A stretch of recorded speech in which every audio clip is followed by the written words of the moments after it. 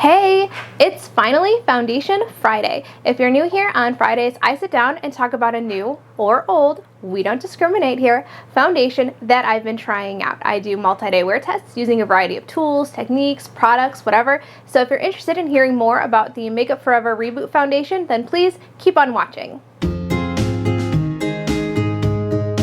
The Makeup Forever Reboot foundation retails for $39 and you get 1 fluid ounce, which is pretty standard for a foundation. There are 24 shades in this range that go from fair to deep. I picked up the shade R208, which is fair with slightly cool pink undertones.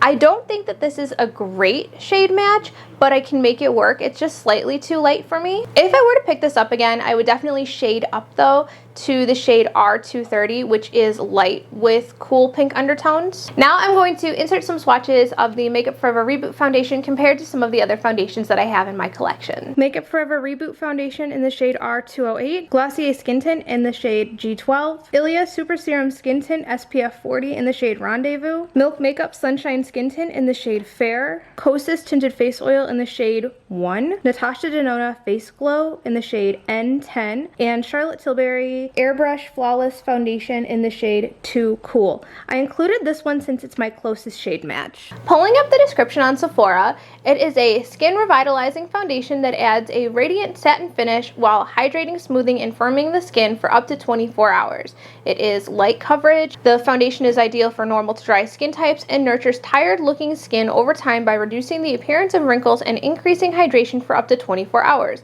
After using, skin will appear plumper and smoother while a radiant satin finish leaves the complexion looking flawless. Okay. Apply foundation starting at the center of the face and buffing it out and down with the number 112 foundation brush sold separately. To apply with sponge, start at the center of the face, dabbing it down and out for more coverage. And that's it for the description from Sephora. Let's move on to packaging. The packaging is a simple no frills glass bottle with a pump. I prefer my foundations to come in this type of packaging. If I had to pick one thing about the packaging to change, I would change the cap. I do like that it fits snugly on top of the pump, but I do wish that it had an additional snap or a magnetic closure just to ensure that it wouldn't be knocked off in your makeup bag or if you were traveling. I like having the pump on foundations because that way I can unscrew it and I can add any excess foundation I may have squirted and avoid any unnecessary waste of product. The texture of this foundation is quite nice.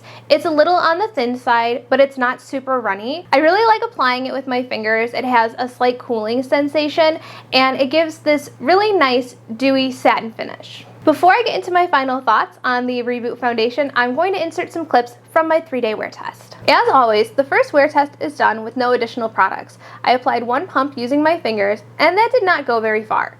Even though I had put on my normal skincare, including moisturizer, prior to applying the foundation, it didn't spread very easily. I ended up using a total of 3 pumps, which is a lot, for me anyway. I don't think it looked too heavy, and once I went over it with a sponge to pick up the excess, it looked much better. It pretty much wore off entirely by my final check-in about 11.5 hours later. I noticed it emphasizing some texture around my under eyes. On the second day, I primed using the Tatcha Dewy Skin Cream. I thought having a more hydrated base would help with blending the foundation into my skin. Half of my face, I used the Sigma F80 Flat Top Kabuki brush, and on the other side, a damp EcoTool sponge. I think they both work fine for application, but you get a higher coverage using the brush, though I prefer the sponge side slightly more. With the brush, I work the foundation into the bristles before applying it to my face and then stipple it on. I use this brush instead of the Real Techniques brush because I already have experience using this foundation and know the F80 applies the foundation better.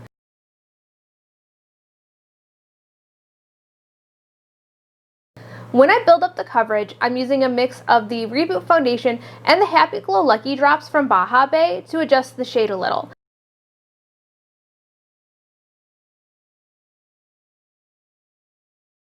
I was filming a 3 looks 1 palette video this day, so my final check-in is not the best. The foundation wore a lot better though. I didn't powder, I only used the Hourglass Veil setting spray. Day 3, I primed using a mixture of the First Aid Beauty Hydrating Primer and the Baja Happy Glow Lucky Drops. Originally, I was filming a sun-kissed bronzy makeup tutorial, but my camera battery had other ideas. So if you see me talking, that's why.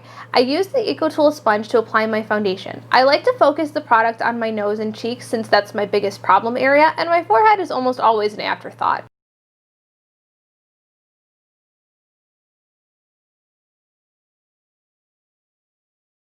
Again, the makeup lasted much better and I used the Hourglass spray again. If you're ever curious to know what makeup I'm wearing in my video or in any of the wear tests, I do have a detailed breakdown in the description box. Now that that's out of the way, let's get into my final thoughts. I think this could have been one of my top foundations if it weren't for the fragrance.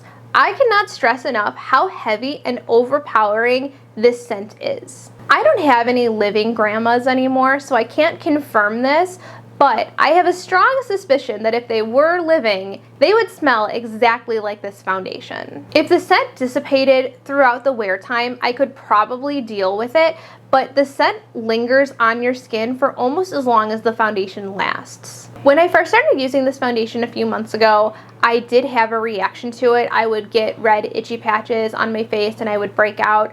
It would be so uncomfortable, I would have to take it off after about a half hour or an hour of wearing it. But now, after revisiting it this week, it doesn't give my skin that reaction anymore, but I'm not sure what has changed. I also don't notice this enhancing or irritating the current breakouts that I have on my face either. It says that it was created to instantly reverse the 5 effects of fatigue on the skin thanks to an exclusive combination of makeup and skincare. So it brightens, smooths, firms, hydrates, and evens out your skin.